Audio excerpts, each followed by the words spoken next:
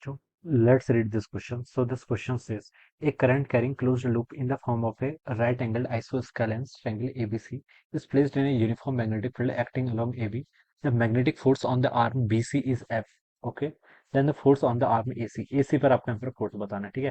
तो देखिए बच्चों, इस क्वेश्चन पे हमें मैग्नेटिक फील्ड की डायरेक्शन दे रखी है और ये बोला गया कि BC का लॉन्ग F है तो AC का लॉन्ग बताना है, ठीक है। तो देखिए बच्चों, इस क्वेश्चन का की कॉन्सेप्ट आप क्या लिख लीजिए। इसमें आप लिख सकते हैं conductor placed in uniform magnetic field, या फिर लिख सकते हैं कि मैग्नेटिक फील्ड लिख लेते हैं। चलिए क्या लिख सकते हैं, मैग्नेटिक फील्ड, ठीक है। यूनिफॉर्म मैग्नेटिक फील्ड लिख लीजिए, दैट विल बी बेटर, ठीक है। यूनिफॉर्म मैग्नेटिक फील्ड का मतलब होता है कि magnetic field is a not a function of position, position का फंक्शन नहीं है। हर पॉइंट पर आपका मैग्नेटिक फील्ड क्या रहेगा, कांस्टेंट रहेगा, ठीक है। यहाँ पर देखिए बोल रखा है कि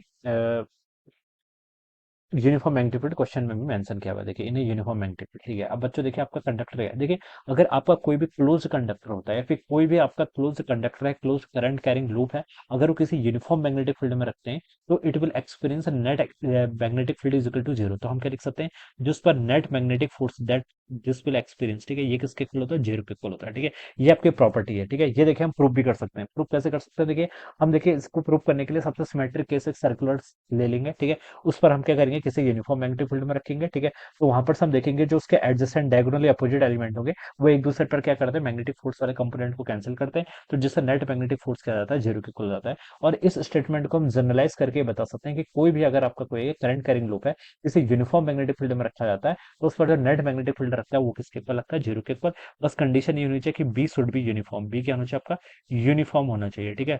यूनिफॉर्म का मतलब पोजीशन के साथ साथ और डायरेक्शन दोनों ही क्या रहनी चाहिए, इसकी कांस्टेंट रहनी चाहिए, ठीक है। ये कंडीशन आपके यहाँ पर मैंडेटरी है। अब देखिए बच्चों, क्वेश्चन में बोला गया कि ये आपका देखिए कोई आपकी इस तरीके से आपकी कोई ट्रायंगुलर लूप है, this is any triangular loop, ये आपकी क्या है, कोई ट्रायंगुलर लूप है। इसकी साइड एक ए बी है, A B and this one is C, ठीक है।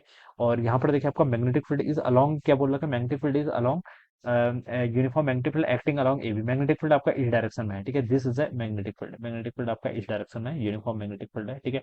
अब बच्चों देखिए, अब हम बता सकते हैं कि नेट मैग्नेटिक फोर्स जीरो लग रहा है तो ए बी साइड पर प्लस बी सी साइड पर प्लस ए सी साइड पर, तीनों के कारण जो आपका मैग्नेटिक फील्ड रहेगा, magnetic force acting on the A B plus magnetic force acting on the side B C plus magnetic force acting on the side A C, it must be equal to zero. Net zero है तो इन तीनों पे zero, summation किसके equal होना चाहिए, zero के equal होना चाहिए, ठीक है। अब सबसे पहले ए बी वाली साइड पे देखिए, ए बी वाली साइड पे देखिए आपका ये करंट कैरिंग लूप है, मान लीजिए इसमें करंट हमने ऐसे मान लिया, ठीक है। अपोजिट ही मान सकते हैं, कुछ ही मान सकते हैं, आंसर पर कोई इफेक्ट नहीं आएगा, ठीक है। मान लीजिए करंट इसके ऐसे फ्लो कर रही है। तो बच्चों देखिए, जो आपके कोई भी करंट कैरिंग लूप पे जो आपका मैग्नेटिक फोर्स लगता है वो किसके इक्वल होता है, I times L vector cross B vector के इक्वल होता है, ठीक है।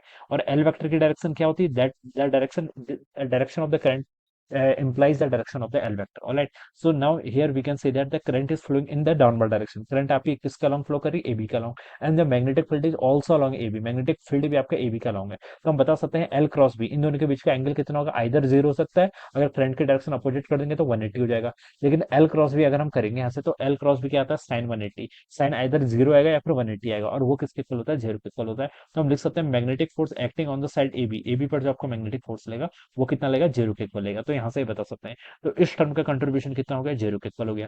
अब आप यहां से क्या बता सकते हैं, magnetic force acting on BC it must be equal to the negative of the magnetic force acting on the AC, ठीक है, इसके इक्वल होगा, ठीक है। अब हमें एफ ए बी की वैल्यू, सॉरी बीसी की वैल्यू गिवन कर रखी है। If the magnetic force acting on the arm BC is F, BC पर कितना लग रहा है, एफ के इक्वल लग रहा है। तो हमसे पूछ रहा है magnetic force acting on AC, AC पर कितना लगेगा, तो हम बता सकते हैं ये आपका माइनस एफ के इक्वल लगना चाहिए, ठीक है। तो यहाँ से आप इसको ऐसे बता सकते हैं, ठीक है। तो माइनस एफ आपका देखिए ए ऑप्शन पे गिवन कर रखा है, so this would be the right answer of this question. Alright, so this is how we will proceed to this question. All right, so I hope you all understood this concept. All the best and thank you so much.